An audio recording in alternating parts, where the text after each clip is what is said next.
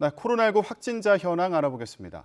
오늘 0시 기준으로 집계된 신규 확진자가 엿새 만에 2,000명 아래로 떨어졌는데요. 취재기자 연결해서 자세히 알아보겠습니다. 신현준 기자.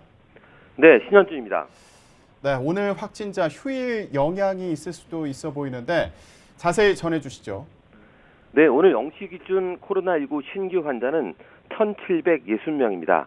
전날보다 400명 넘게 줄면서 엿새 만에 2,000명 아래로 떨어졌습니다. 아무래도 검사 건수가 줄어드는 휴일 영향이 반영된 것으로 보입니다. 감염 경로를 보면 국내 발생이 1,733명, 해외 유입이 27명입니다. 지역별로 보면 서울이 700명, 경기가 538명, 인천 97명 등 수도권이 1,335명으로 국내 발생의 77%를 차지했습니다. 비수도권도 충남이 62명, 경북 57명, 경남 39명 등으로 확산세가 이어졌습니다. 코로나19 관련 사망자는 13명이 늘었고 위중증 환자는 4명이 늘어 409명입니다. 백신 접종 현황을 보면 1차 신규 접종자는 2,100여 명이 늘었고 접종을 모두 마친 사람은 4,300여 명이 늘었습니다. 이에 따라 백신 접종률은 1차가 80.9%, 접종 완료가 76.6%입니다. 이런 가운데 이번 주부터 얀센 접종자와 요양병원, 요양시설 입원 종사자에 대한 부스터샷, 즉 백신 추가 접종이 시작됩니다.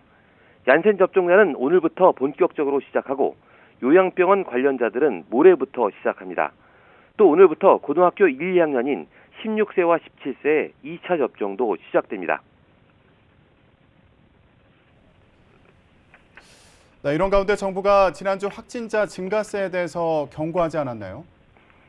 네, 단계적 일상회복 시행 첫 주인 지난주 코로나19 평균 확진자 수는 2,133명으로 5주 만에 2,000명대로 올라갔습니다. 이승우 중대본 제2총괄 주중관은 오늘 중대본 회의 모두 발언에서 일상회복 전환 이후 첫 주말이 끝난 가운데 경기 회복에 대한 기대가 높아지고 있지만 방역 상황은 아직 녹록지 않은 상태라고 진단했습니다.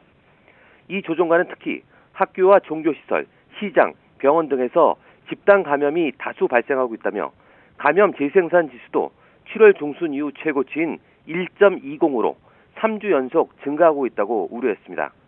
이에 정부는 지난주 행정명령을 통해 환자 병상을 최대 1,767개 확보할 수 있도록 했고 하루 최대 진단 검사량을 68만 건으로 지난달보다 28% 늘렸습니다.